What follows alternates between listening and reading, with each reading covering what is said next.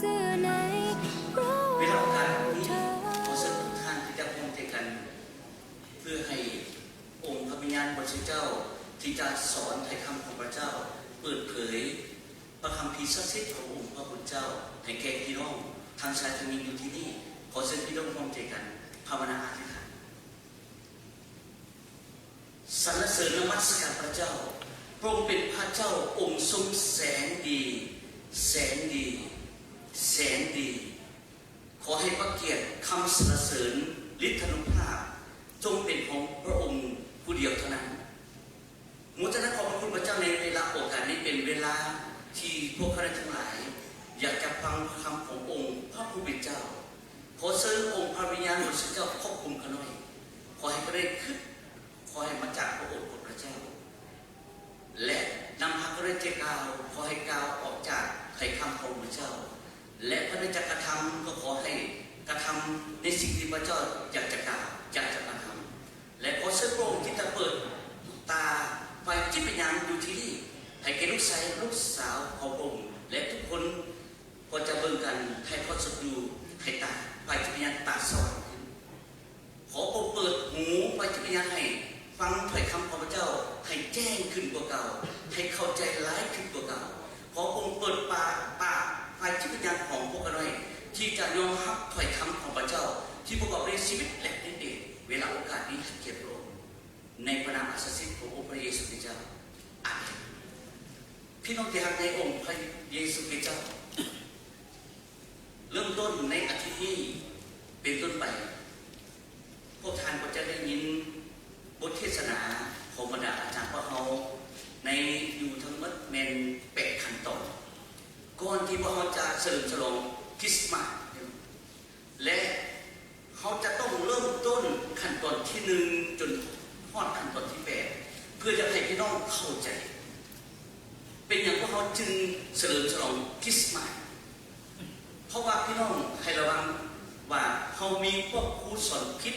สอนปลอมสอนพิษสอนเพี้ยนสอนปลอมที่จะว่าต่อสู้ตลอดเวลาว่ายุสัยบางพีตอนไหนที่เฉลิมฉลองคริสต์มาสเขาจะพูดอย่างนี้เลยพี่น้องเพราะฉะนั้นพี่น้องต้องรู้จักว่าพระเยซูคริสต์เจ้านั้นพระองค์บังเกิดเมื่อใดเดือนใดปีใดอันนั้นแหละพี่น้องที่พระเขาเฉลิมฉลองวันพระกำเนิดขององค์พระเยซูคริสต์เจ้าเหมือนกับพวกเขาเนี่ยเขาเกิดวันเกิดในวันที่เท่าใดเดือนใดปีใดเขาก็มีเนาะบางคนก็มีการฉลองได้บอกฉลองวันเกิดของตัวเองได้บอกแม้แต่เขาเองเขาก็ยังเห็นนะว่าพระเยซูคริสต์เจ้าตั้งแต่เกิดมาเนี่ยเขาก็ผู้มันนับแต่งก็นั่นแหละมาคนเดียวนี้เขาระลึกถึงพระกำเนิดขององค์พระเยซูคริสต์เจ้าเพราะจึงมาฉลองพระกำเนิดของพระองค์อันนี้มันมีอยู่ในพระคัมภีร์หมดดังนั้นพี่น้องนับแต่ขั้นตอนที่1นี้พี่น้องจะเริ่มต้นรู้จักว่าหลังจากที่มนุษย์เขาเป็นการเปิดเผยว่ามนุษย์หรือว่าโลกนี้มาจากแสงก่อนและมนุษย์มาจากแสงหลังจากที่มนุษย์นี้พระเจ้าทรงสร้างแล้วได้แล้วมนุษย์ต้องได้บาปกรรมแล้วและพระเจ้าที่มีแผนการอะไรพี่น้องจะเห็นขั้นตอนพี่น้องจะเห็นเริ่มต้นเลยและหลังจากที่มนุษย์นี้มีบาปกันแล้วพระองค์ก็ทรงพระบุตรของพระองค์คือพระเยซูเจ้าลงมาในโลกนี้แล้วพระเยซูเจ้านี่มาเพียงแต่ว่ามาบังเกิดเท่านั้นพระองค์มาสิ้นพระชนม์อยู่บนกางเขนหมายความมันจะไปตามขั้นตอนและหลังจากที่พระเยซูคริสต์เจ้าสิ้นพระชนม์แล้วพระองค์ก็เห็นอะไรพี่น้องในวันที่3ก็คือมาจากความตายเป็นขั้นตอนไปหลังจากคือมาจากความตายแล้วพระองค์ยังอยู่ในโลกใน40 วัน40 คืนแล้วพระองค์เสด็จไปสู่สวรรค์กลับคืนไปสวรรค์แล้วมีอย่างเกิดขึ้นขั้นตอนต่อไป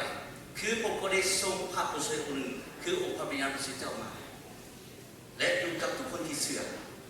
แล้วขั้นตอนต่อไปเขาจะเห็นว่าการเสด็จมาครั้งที่2อีกครั้งที่1มาบังเกิดเป็นมนุษย์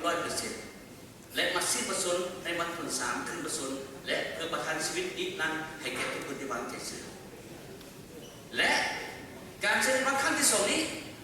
ที่พวกเขากำลังรอทานเพราะฉะนั้นแต่ละทีพวกเขาก็มีโอกาสได้ก่อนเลิกก่อนลาเขาจะห้องเพลงมาลานาธาขอเชิญ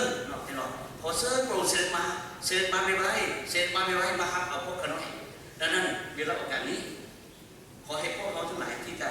เปิดพระคัมภีร์ศักดิ์สิทธิ์ของพระเจ้าปฐมกาลบทที่3ข้อที่15หรือพี่น้องอ่านอยู่ที่น้ำกันให้เกียรติพระเจ้าดังๆน้ำกันพ่อบอกพี่น้องพ่อบอกอ่านดังๆให้เกียรติพระเจ้าขอเชิญพี่น้องอ่านจากปฐมกาลบทที่3ข้อที่15ขอเชิญเลยกูจะให้มึงกับหญิงนั้นเกลียดสักกันเสื้อสายของมึงและเสื้อสายของหญิงจะเป็นศัตรูกันเสื้อสายของหญิงนั้นจะเหยียบหัวมึงให้แตกและมึงก็จะกัดส้นน้องเขาให้ปวดซ้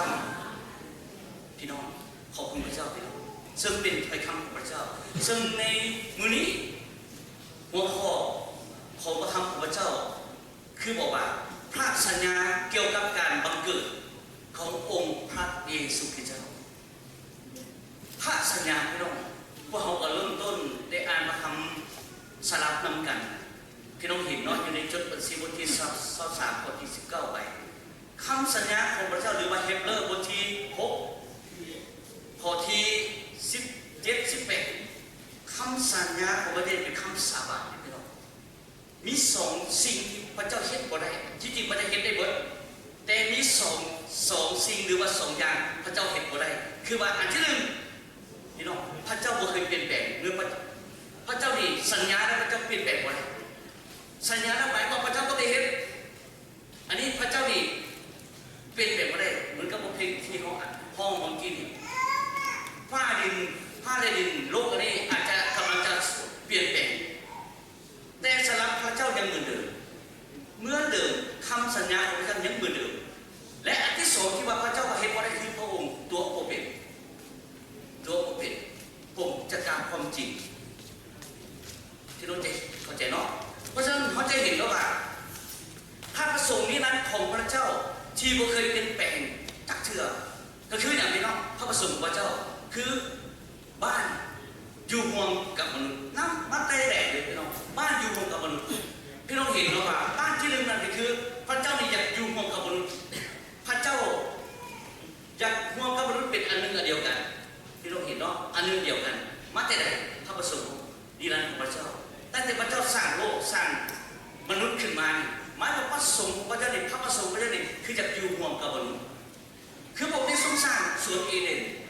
สวนเอเดนอยู่ในโลกอันนี้แหละพี่น้องปัจจุบันนี้สวนเอเดนนั้นพระเจ้าปิดตามนุษย์อยู่ในโลกนี้เมื่อพระเจ้าสร้างโลกแล้วพระเจ้าก็สร้างสวนเอเดนแล้วก็พระเจ้าก็สร้างมนุษย์นี้เพื่อให้มนุษย์นี้มาปกครองพี่น้อง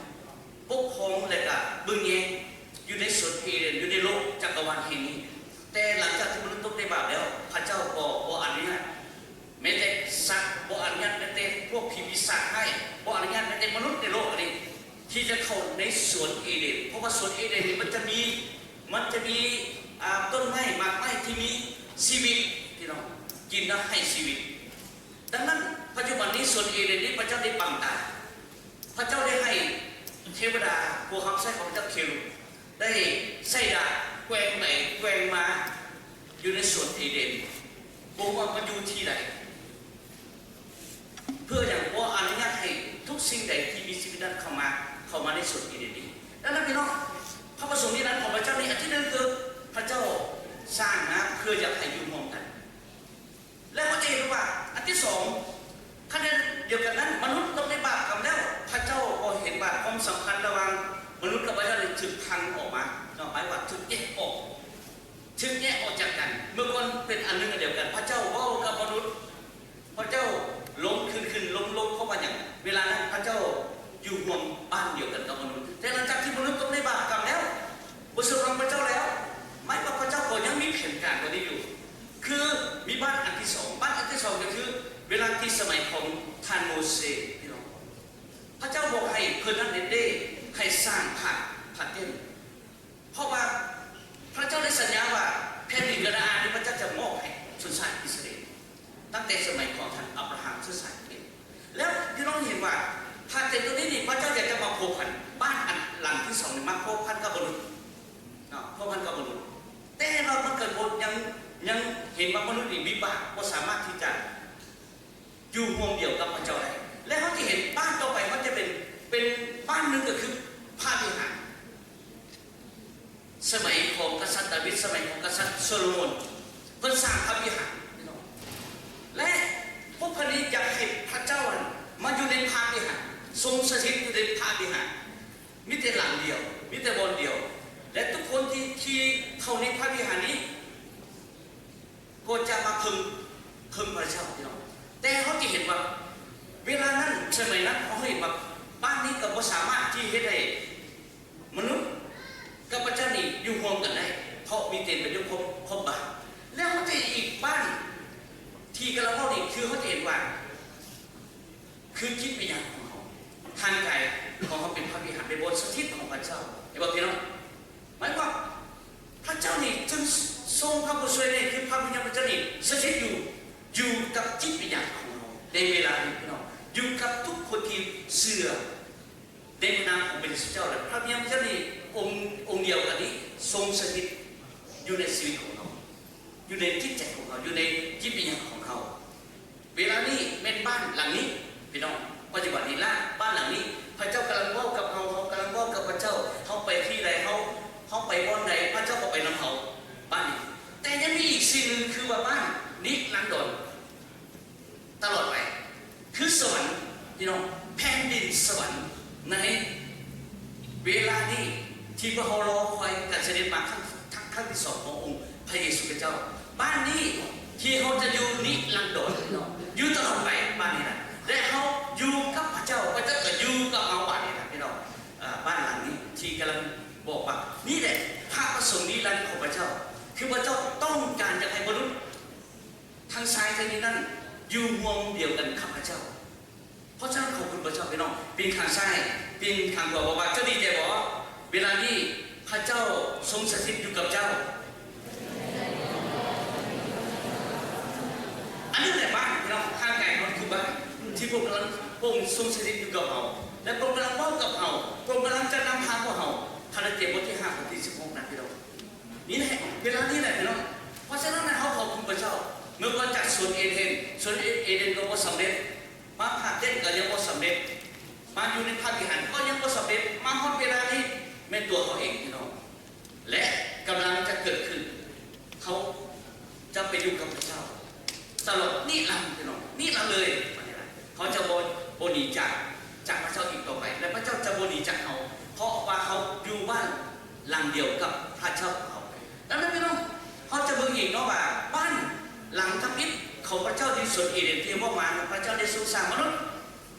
สร้างแบบไหนพี่น้องสร้างพิเศษพระเจ้าสร้างเรือนสร้างดาวสร้างธรรมชาติสร้างภูเขาสร้างสัตว์ทุกสิ่งนั้นจะบ่คือพระเจ้าแต่ว่าพระเจ้าสร้างมนุษย์พิเศษล่ะจากสิ่งที่พระเจ้าสร้างนะคือเขาเป็นมนุษย์ที่พระเจ้าสร้างเขานี่ด้วยแบบพระลักษณะเหมือนกับพระเจ้าเห็นบ่พี่น้องอย่าจะคิดว่าพระเจ้านี่บ่มีตาพี่น้องเด้อเห็นบ่ถ้ามีตาก็จะมาพระเจ้ามีตามองตาเบิ่งตาเห็นอย่าจะคิดว่าพระเจ้าเขานี่คือสิบ่มีตาเอ้าพระเจ้าสร้างเขานี่ลักษณะเหมือนกับพระเจ้าแสดงว่าเขามีตาพวกก็มีตาเขามีดังเขามีหูพวกคือกันได้ยินเสียงเขาหาพระองค์อยู่ทุกเวลาได้ยินเสียงเขาห้องทุกของพี่น้องเสียงห้องที่สมยีกับของพี่น้องอันนี้แหละพี่น้องพระเจ้าได้ยินและพระองค์มีปากเขามีปากพวกสร้างเขาเหมือนกับพระองค์ปากกาวปากเบ้าทุกสิ่งทุกอย่างอันนี้พิเศษนะเพราะฉะนั้นอันนี้พระเจ้าสร้างเขานี่ลักษณะคล้ายคือกับพระเจ้าแต่ไม่ต้องจะเห็นประมาณนี้พิเศษอะมนุษย์ที่มีชีวิตนี่นั่งดอนอันนี้คล้ายคือกับลักษณะของพระเจ้านี่แหละพี่น้องพระเจ้าเป็นพระวิญญาณผู้ที่นมัสการพระเจ้านั้นต้องนมัสการด้วยจิตวิญญาณและความจริงพี่น้องเพราะฉะนั้นพระเจ้านี่เป็นพระวิญญาณเขาเองพี่น้องเห็นบ่เวลาที่เรามานมัสการพระเจ้านั้นอย่าจะมาแต่ห่างกันอย่างเดียวอย่าจะมาแต่ห่างไกลแล้วเอาความขึ้นไปอยู่บนอื่นเวลานี้พระเจ้ากำลังเบิ่งเขาอยู่มีบางคนนั่งอยู่ที่นี่นมัสการพระเจ้าได้ขึ้นไปเวลานี้ขึ้นอันนั้นขึ้นอันนี้แหละมาเนี่ยพี่น้องบ่ให้เห็นพี่น้องเอาทั้งร่างกายเอาทั้งความขึ้นเอาทั้งชีวิตเอาทั้งที่วิญญาณของเขาเองที่มีชีวิตมาเป็นเครื่องบูชามานมัสการพระเจ้าต้องการแบบนี้อย่ามาแต่ร่างกาย สำคัญหลายพี่น้องสำคัญพระเจ้ากำลังดึงใจเขาอยู่พระเจ้ากำลังดึงว่าใครมาจากนี้ดังนั้นพี่น้องพระเจ้ามีชีวิตเขาก็มีชีวิตนิรันดรดีใจว่าพี่น้องเขามีชีวิตนิรันดรดีใจว่าปินขันไส้ปินขันบอกว่าเจ้าดีใจว่าเจ้ามีชีวิตนิรันดรแล้วจากโลกนี้เขาก็ไปอยู่กับพระเจ้าอยู่นิรันดรพี่น้องอยู่ตลอดไปอยู่ตลอดไปดังนั้นพี่น้องบ่มีความตายเขาจะบ่ตายเหมือนกับพระเจ้าหมายว่าอยู่ในแผ่นดินของพระเจ้านี่อยู่ในสวรรค์เขาจะบ่ตายเขาบ่ตายบ่มีอะไรพี่น้องสวรรค์นี่ตายเลยบ่เป็นสวรรค์ยังมีคนตายอยู่สวรรค์ก็บ่ต้องเอิ้นสวรรค์อีกได้บ่หมายว่าบ่มีการเจ็บเป็นสวรรค์บ่มีการเจ็บเป็นบ่มีพยาธิบ่ป่วยบ่เป็นมะเร็งบ่มีพี่น้องเอ้ยถ้าว่ามีพยาธิมีมะเร็งมันเนี่ยบ่ต้องเอิ้นสวรรค์พี่น้องเราก็จะเป็นต้องไปก็ได้กว่าเขาน่ะได้บ่เพราะว่าฉะนั้นเขาเหมือนพระลักษณะของพระเจ้าบ่มีอายุสังขารพี่น้อง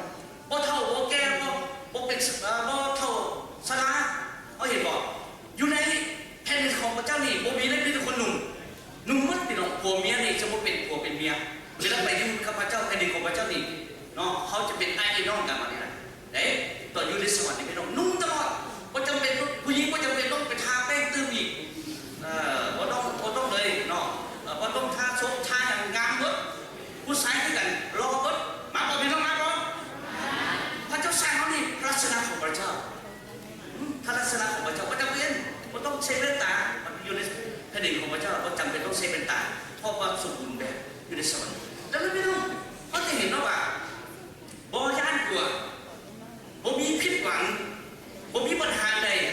บ่มีเรื่องผิดกันพี่น้องบ่มีเลยบ่อิจฉากันบ่ปวดตัวกันบ่มีกันตีกันอีกอยู่ในสวรรค์นี่บ่มีแล้วพี่น้องบ่มีเด้อพี่น้องเด้อบ่มีกันแตกแยกกันบ่มีกันไปซุ่มต่อกันบัดนี้มีแต่คนเป็นน้องใจเดียวกันอันนี้แหละลักษณะของพระเจ้าพี่น้องอยู่รวมบ้านหลังเดียวกับพระเจ้าดังนั้นพี่น้องพระเจ้าได้ให้ชีวิตเรานี่เหนือธรรมชาติเพื่อเขาจะปกครองเนาะรวมกับพระเยซูเป็นเจ้าของพวกเราพี่น้องเห็นแล้วว่าบ่ว่าจะเป็นวัตถุสิ่งของในโลกแห่งนี้บ่ว่าบรรดาสิ่งต่างๆนะพี่น้อง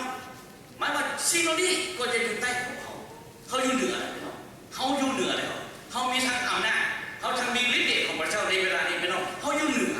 ปีนข้างซ้ายปีนข้างขวาเจ้าดีใจบอกเจ้ามีฤทธิ์อำนาจมีฤทธิ์เดชของพระเจ้าแล้วเจ้าอยู่เหนือพี่น้องบ่ต้องย่านผู้ใดย่านผีสางทั้งหลายย่านสิ่งที่บ่ถึกบ่ดีสิ่งข้อให้ทั้งหลายพี่น้องบอกว่าในพระนามพระเยซูเจ้าซักมันออกไปเขามีฤทธิ์อำนาจในนี้เหนือบ่ต้องย่านพี่น้องเด้ออันนี้ก็อย่างปัญหากำลังเข้ามาเนี่ยบอกว่าในพระนามพระเยซูเจ้าซักปัญหาออกไปบ่ต้องย่านเพราะเวลานี้เขาอยู่เหนือแล้วดังนั้นพี่น้องว่าเมื่อก่อนเนี่ยเขาอยู่วันบนนี้บนเวลานั้นบ่มีต้องได้บาปกันนั่นเขาอยู่สบายพระเจ้าเลี้ยงดูกินเนี่ยหมักไม้ที่ให้ชีวิตว่าจะเป็นต้องปลูกพักว่าจะเป็นต้องคิดสวนเมื่อก่อนให้พี่น้องมนุษย์ที่ว่าพระเจ้าสั่งมีไหมว่ามีบาปกันบ่มีอนุสังขารบ่ตายบ่เจ็บบ่เป็นโอ้โหอยู่ตลอดเวลานั้นได้อยู่ในโลกอันนี้ได้พี่น้องตอนนั้นว่าต้องได้บาปกับพี่น้องเด้อเวลานั้นความอดอยากตัวนี้ไม่ว่าอิงความทุกจนเวลานั้นบ่มีเพราะมนุษย์เวลานั้นยังบริสุทธิ์อยู่แค่สิทธิ์กับพระเจ้าแต่พี่น้องชีวิตมีชีวิตที่ลังดอนมีชีวิตเหนือธรรมชาติยังอัศจรรย์เด้อพี่น้องเด้อแต่ว่าน่าเสียดายเวลานั้นพระเจ้ามนุษย์กำลังชื่นชมยินดีที่พระเจ้าทรงสร้างมีชีวิตเหมือนกับพระเจ้าเวลาที่พระเจ้าสร้างใหม่ๆว่ามีบาปกันนะแต่ไอ้ซาตานเข้ามาหลอกลวงมนุษย์มาตัวมนุษย์เพื่อให้มนุษย์ได้เห็นบาปในที่สุดมนุษย์ก็ตกในบาปตกอยู่ในเล่ห์กลของซาตานวิญญาณชั่วปีศาจให้นะดังนั้นพี่น้องเขาเจ็บว่าหลังจากที่มนุษย์ตกในบาปกับแล้วนี่ยังเกิดขึ้นพระเจ้าก็ขับไล่ออกจากสวนเอเดนสวนนั้นเป็นสวนที่โอ้โหพิลึกเป็นสวนฮับปะพอดพี่น้องหลายแต่ว่าย้อนมนุษย์มีบาปกรรมมีเวรกรรมมีข้อกรรมนั้นพระเจ้าจึงขับไล่มนุษย์นั้นออกจากสวนเอเดนนั้นบ้านตอนนั้นน่ะบ้านทั้งอิฐที่พระเจ้าสร้างไว้เพื่ออยู่ร่วมกับพระเจ้าอยู่ร่วมกับพระใดดังนั้นไม่ต้องเห็นว่า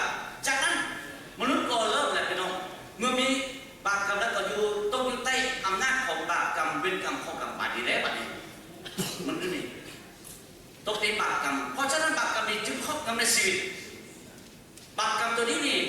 หมายความว่าจำเป็นต้องเห็นแล้วต้องมันมีบาปจริงมีบาปบ่แม่นตั้งแต่เขาเกิดจากโลกนี้เขาก็มีบาปกรรมเพราะว่าบาปกรรมตัวนี้มันอยู่ในสายเลือดของบรรพบุรุษพอเข้าแม่เข้าแล้วเขาเกิดมาเนี่ยเขาก็มีบาปเดินมาอยู่ในสายเลือดอัตโนมัติเลยเพราะฉะนั้นที่เห็นว่าเป็นยังไงก็เนี่ยเกิดมาเนี่ยจึงให้เพราะมันให้ได้มันบอกมันทุกข์นั่นหรอเป็นยังไงเกิดมามันจึงเจ็บเป็นยังไงเกิดมาเนี่ยมันจึงตายเพราะว่านี่แหละผลของบาปกรรมเวรกรรมข้อกรรมที่ให้มนุษย์นี่ต้องสิ่งนั้นให้บอกพี่น้องดังนั้นหลังจากนั้นมนุษย์ต้องเป็นบาปกรรมแล้วมนุษย์ก็อยู่ใต้อำนาจการสับแช่งไม่ใช่การสับแช่งแล้วเริ่มแล้วเนี่ยเริ่มมีพยาธิเกิดขึ้นมาเนี่ยเริ่มมีมะเร็งก็เลยเจ็บหัวใจเจ็บปอดเจ็บตับเจ็บอย่างเข้ามาเพราะอย่างอันนี้เป็นผลของการถูกสับแช่งที่บริสุทธิ์ของพระเจ้าเพราะฉะนั้นมนุษย์ก็เริ่มป่วยให้บอกนั่งอยู่ที่นี่ผมเชื่อเลยบางคนเองยังย่างซ้ำไม่บอกล่ะย่างได้แต่ย่างที่โรคอันนี้โรคอันนั้นย่างได้พี่น้องเพราะวันนี้โรคอันนี้โรคพยาธิเนี่ยเขาเบิ้ลขึ้นตาเป้าโบเห็นเลยพี่น้องโบเห็นเลยแต่มันมีเลยพี่น้องเห็นบอกอันนี้เป็นผล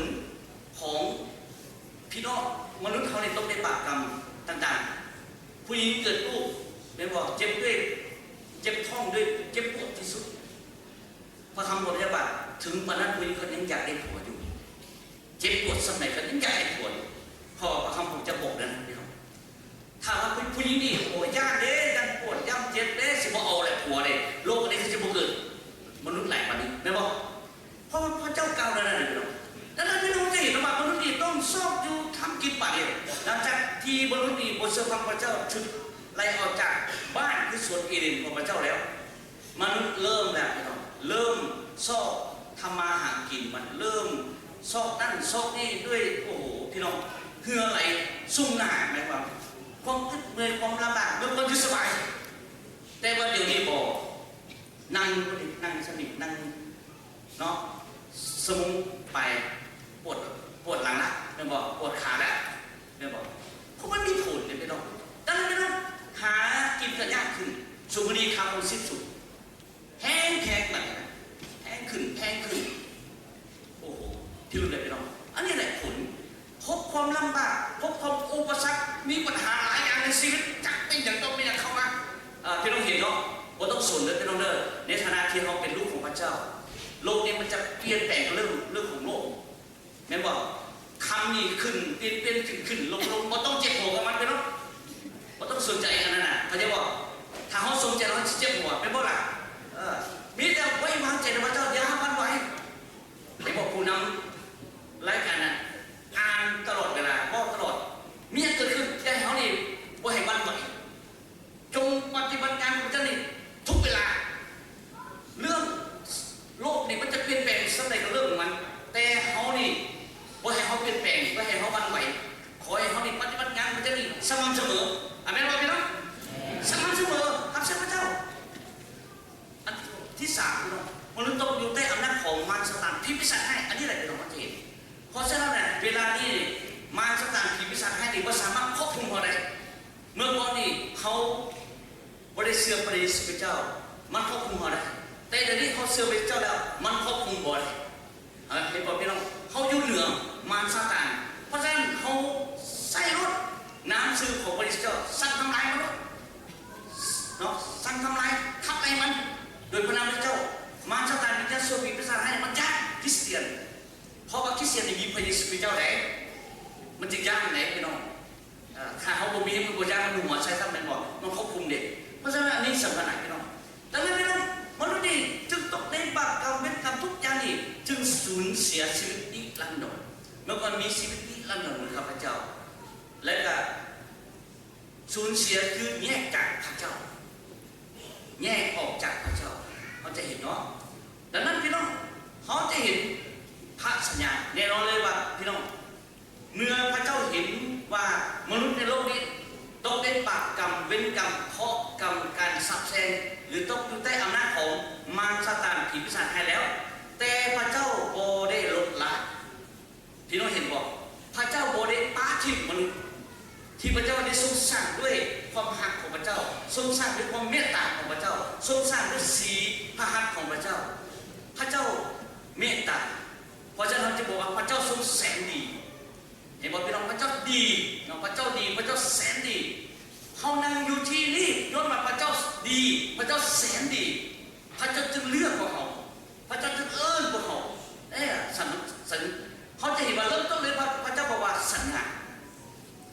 คำสัญญาเลยคือว่าพระองค์บอกว่าสัญญาว่าจะเพื่อ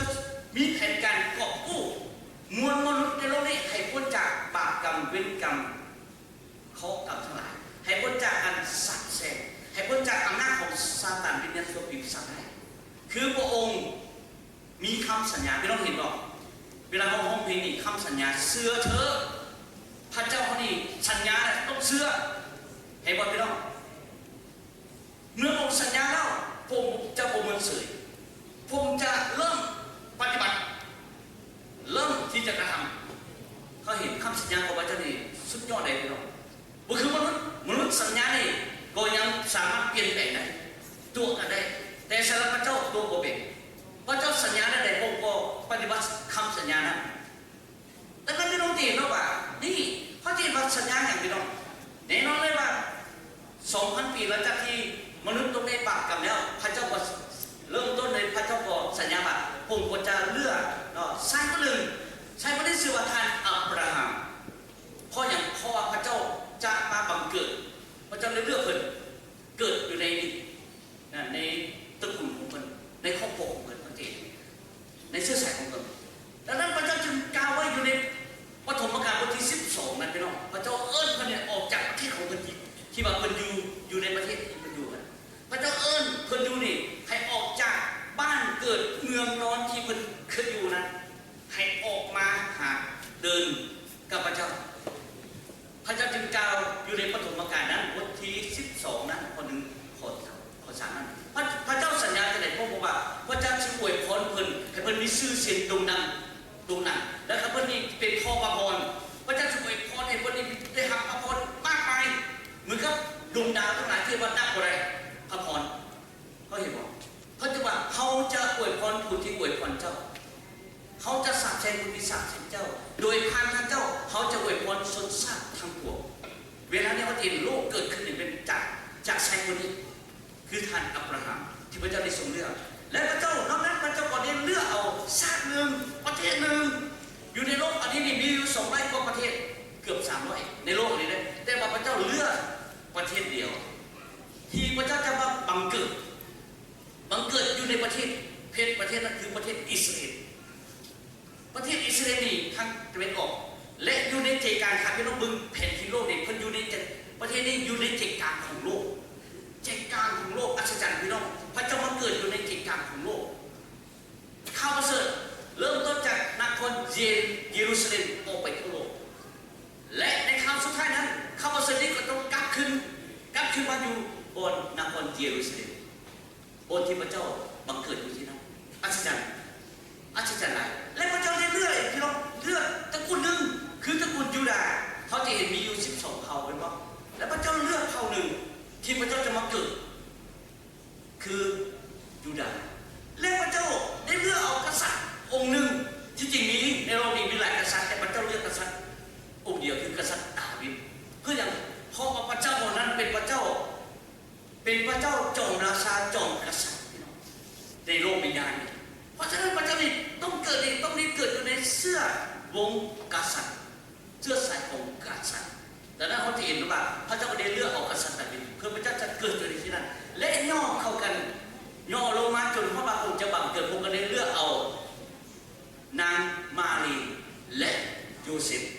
ฟเป็นพ่อเลี้ยงขององค์พระเยซูคริสต์เจ้านางมารีเป็นแม่ที่ให้กำเนิดดังนั้นเขาจะว่านี่เป็นแผนการของพระเจ้าและพระเจ้านี่มีแผนการหลังจากนั้นปกครอง 4,000 ปีก็เริ่มต้นก่อนคศที่จะเกิดในเวลานั้นคำสัญญาของพระเจ้านี่ก็เกิดเป็นจริงทุกอย่างคือพระองค์ได้ทรงพระบุตรของพระเจ้าคือพระเยซูคริสต์เจ้าดังนั้นอยู่ในพระคัมภีร์โยฮันบทที่ 3 ข้อที่ 16บอกว่าจะได้พี่น้องพระเจ้าหักโลกหลายที่สุดจนได้ประทานพระบุตรองค์เดียวของพระองค์ผู้ที่วางใจเชื่อในพระบุตรนั้นจะโตจิบหายแต่มีชีวิตนิรันดร แบบนี้เนาะอาจารย์ต้องขอโทษนะผู้แปลอาจจะแปลว่าทันเนาะบ่ไหวหนึ่งเนาะบ่ไหวหนึ่งแล้วไม่ต้องเห็นว่าอันนี้เป็นคำสัญญาของพระเจ้าสัญญากับพระองค์นี่สัญญาว่าพระองค์จะให้พระเยซูเจ้าเนี่ยมาเกิดอยู่ในเสื้อสายของผู้หญิงและสิ่งนั้นก็เกิดขึ้นอยู่ในพระคัมภีร์คาริเตียนั้นเกิดขึ้นว่าที่ไหนแต่เมื่อครบกำหนดเวลาแล้วพระเจ้าได้ทรงใส่พระบุตรของพระองค์มาทรงมาเกิดกับผู้หญิงคนหนึ่งและทรงมีชีวิตอยู่ภายในใต้กันกฎบัญญัติเพื่ออย่างพี่น้องจะทรงไถ่เอาคนเหล่านั้นที่อยู่ใต้กฎบัญญัติเพื่อให้พวกเขานั้นได้เป็นฐานะเนาะฐานะเป็นบุตรของพระเจ้าเขาจะเห็นเนาะอันนี้สิ่งที่ผมสัญญามันก็เกิดเป็นจริงเกิดตามเนาะแต่นั้นไม่ต้องเพราะเห็นว่าการเกิดขององค์พระเจ้าจะได้เขาจะฟังมีคำทำนวยพ่อเด้มีคำทำนวยถึงเพราะเป็นคำทำนวยนี่น้อยๆเด้กว่า300เลยพี่น้องกว่า300คำนวยนี่นะพระองค์เกิดอยู่ใส่โอกละเอียดเบิดแล้วทุกสิ่งมันจะเกิดตามมันอัศจรรย์บ่เป็นธรรมดาเลยพี่น้องเด้อพระเจ้าเขาเชื่อนี่บ่เป็นธรรมดาของจริงแต่พี่น้องเขาเก่งมากและมึงนี่ก็จะการสุดน้องของเขาให้บอกซ้ำนี่จะหน่อยทันทีเห็นน้องกูนี่มาถึงพี่น้องพระคำตอนนี้กำลังบอกถึงพระเจ้ากำลังบอกกับซาตานมึงนี่มาถึงซาตานมาถึงพวกผีปีศาจให้พวกนี้นี่มาถึงเสื้อสายขององค์พระเจ้าเนี่ยจะเกลียดสังกับพวกซาตานท่านบอกซาตานนี่เป็นศัตรูเบอร์หนึ่งของพระเจ้าก็คือเป็นศัตรูเบอร์หนึ่งของเขาคือกันอย่าลืมเด้อเขามีศัตรูคือซาตานคือผีปีศาจให้เราไม่ต้องเราไม่คริสเตียนเลยต้องพยายามไปมาต้องอธิษฐานเพราะว่าซาตานคือศัตรูมันจ้องมองอยู่ตลอดเวลาจ้องจะทำลาย1 เปโตรบท 5 ข้อ 8มันเหมือนกับตัวสิงมันแผกเสียงมันชอบหาคริสเตียนพูดที่มีจุดอ่อนบนไหนมันก็จะไปจัดการบนนั้นให้เราพี่น้องอันนั้นแหละศัตรูคือซาตานซาตานคือผีปีศาจให้ดังนั้นเสื้อใส่ของมึงนี่หมายถึงยังหมายถึงว่าเสื้อใส่ของมารซาตานได้ผีปีศาจให้นี่การเสื้อใส่ของนี้คือเสื้อใส่ขององค์พระเจ้านี่จะเป็นศัตรูกันเห็นว่าเข้ากันว่าได้พี่น้องเข้ากันว่าได้เขาเห็นว่าได้งูนี่เขาเห็นว่าจะกัดส่วนน้องก็หมายถึงซาตานผีปีศาจให้นี่สุดยู่ให้คนขาดไปในชีวิตเราจะเลยว่าเขาจะเบิ่งขั้นตอนต่อไปสุดยู่ให้ขาดทำยิ่งดีพระเยซูคริสต์เจ้านี่นะมารซาตานผีปีศาจให้เนี่ยมันจะขาดพระเยซูเจ้าแต่น้อยกว่าเลยแต่น้อยกว่าเลยแผนของซาตานเนี่ยถ้าพระเยซูคริสต์เจ้าแล้วหมายว่าแผนการของพระเจ้านี่จะประสบเร็จถ้าพระเยซูเจ้าจะขาดได้จนเขาจะเห็นเนาะเป็นขั้นต่อไปแต่ว่าแผนการตัวนี้โบชนะเนาะเพราะว่าพระเจ้าได้ชนะอยู่ตลอดเวลาดังนั้นพี่น้องเสื้อสายคนนี้นั่นก็จะเดี่ยวเนาะหัวให้แก่คุณอันนั้นหมายถึงอย่างพี่น้องหมายว่าหลังจากที่พวกนั้นได้ขึ้นพระชนแล้วพวกก็ยึดเนาะอำนาจที่มารซาตานผีปีศาจให้นั้นเคยหลอกมนุษย์เคยยึดอำนาจของมนุษย์นั้นไปนั้นบัดนี้พระเยซูนั้นก็เอาขึ้นมาอำนาจเนาะและฤทธิ์เดชนั้นเอาขึ้นมาแล้วมามอบให้แก่คนที่เสื่อมเห็นบอกพี่น้องเห็นอย่างอัศจรรย์ดังนั้นสรุปก็คือว่าภาคสัญญาของพระเจ้านี่พระองค์มีแผนกอบกู้คำสัญญาของพระเจ้านี่หรือคำสาบานพระเจ้าถือว่าเป็นคำสาบานนักแน่นที่สุดพี่น้องเนาะคนอีกอย่างเนี่ยพี่น้องไม่บอกคนอีกอย่างเนี่ยคำสาบานอีกอย่างเนี่ยไม่บอกใครเป็นสาบานแน่ท่านเจ้าปฏิบัติก็ได้ดีโอ้มีภัยได้เกิดขึ้นในพี่น้องเพราะฉะนั้นโดยคนทั่วไปในโลกนี้ยากเพราะกล้าสาบานเนี่ยทั้งสาบานนี่เจ้านั่นอะไรมันจะเกิดเรื่องนั้นเนี่ยเห็นบอกแต่สำหรับพระเจ้านี่คำสัญญานี่คือกับคำสาบานมันนักแน่คำสิ่งที่มันยาวๆมันจะเกิดเป็นจริงว่าทุกอย่างเนาะดังนั้นนี่แหละพี่น้องศัตรูคือซาตานเนาะมารซาตานผีปีศาจให้เขาต้องต่อสู้อยู่ตลอดเวลาต่อสู้ได้ไม่ต้องถ้าเขาก็ต่อสู้มันโมดีเลยไม่ต้องอยากโอ้วันที่4 ข้อ 7มันโมดีเลยเพราะว่าน้อมใจยอมฟังพระเจ้าจงต่อสู้กับมารได้เมื่อใดเขาต่อสู้มันจะหนีถ้าเขาก็ต่อสู้มันโมดีมันอยู่ใกล้เขาให้ระวัง ศุกร์เนาะเพราะฉะนั้นจะเมื่อคริสเตียนต้องอธิษฐานขับไล่มันซาตานมันให้นั้นโดยพระนามพระเจ้าอย่ามันเข้ามาใกล้เด็ดขาดเลยพี่น้องเด้อต่อสู้เด้อบทเรียนเราได้อย่างพี่น้องผลของการบนเสื้อฟังพระเจ้าก็คือมีบาปกรรมมีเวรกรรมมีข้อกรรมที่ให้มนุษย์ดีมีปัญหาที่ให้มนุษย์ดีเจ็บป่วยทุกอย่างและองค์พระเจ้านี่เป็นพระเจ้านะครับพระองค์เป็นพระผู้ไทยเนาะเป็นพระผู้ไทยและพระองค์ก็ได้เฮ็ดตามคำสัญญาของพระเจ้าคำสัญญาของพระเจ้าดังนั้นพี่น้องขอเชิญทุกท่านลุกตื่นขึ้นเนาะลุกตื่นขึ้น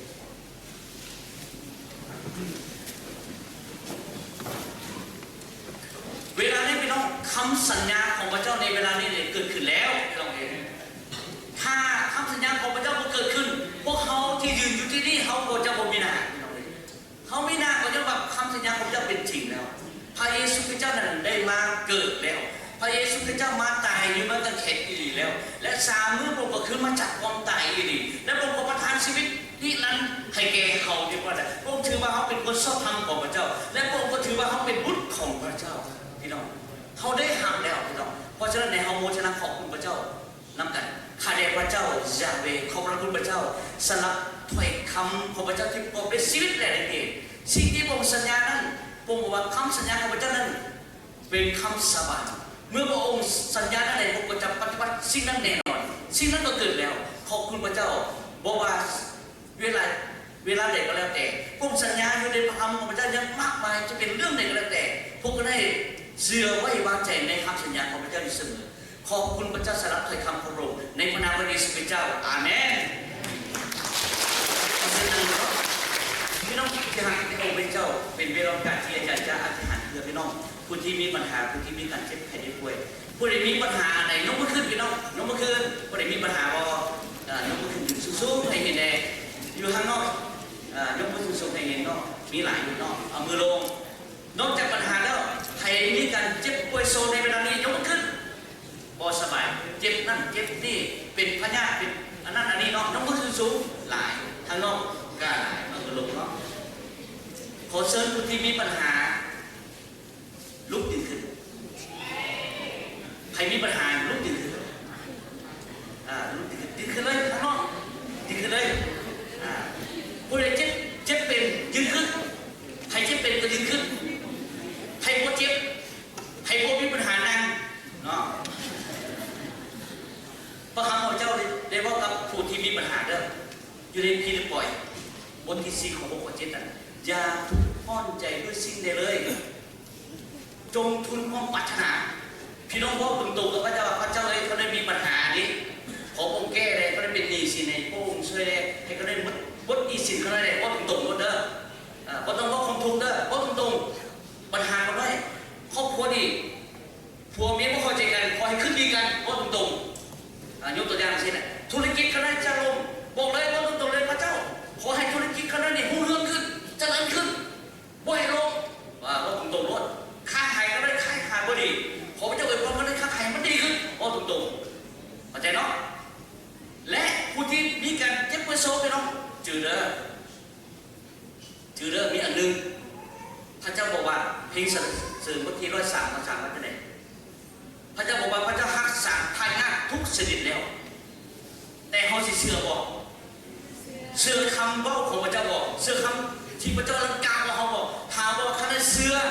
เขาได้ดีเขาได้จะดีแน่นอนดีแน่นอนล่ะพระเจ้าจะสำแดงและพี่น้องก็จะหายดีเศร้าเลยเพราะว่าพระเจ้าจะเห็นกับคนที่มีความเชื่อจืดได้พี่น้องจืดได้เวลาที่พระเจ้าพบคนตาบอดพระเจ้าบอกตรงเลยว่าเจ้าจะไปเขาเห็นอย่างคนตาบอดว่าเขาได้อยากขีดหูไอ้วันที่เราได้ผู้ใดเก็บกุศลบอกว่าเขาได้อยากดีแต่ว่าเป็นสิ่งเราได้เพราะนั้นเราอยากเก็บท้องนะให้มันดีเลยให้ดีเจ็บท้องให้ดีเจ็บคอให้ดีหัวใจให้ดีอันนั้นนี่บ่ดีเลยอันนี้ความเชื่อเด้อพี่น้องเด้อเขาคงจะกันไอ้หันพี่น้องเนาะเพราะสมดาอาจารย์เขาที่จะไอ้หันพร้อมกันข้าแต่พระเจ้าจะเวพระองค์เป็นพระเจ้าที่ยิ่งใหญ่สุดสุดสิ่งที่พระองค์กล่าวแล้วกล่าวอีกพระองค์สัญญาแนวใดสิ่งนั้นก็จะเป็นจริง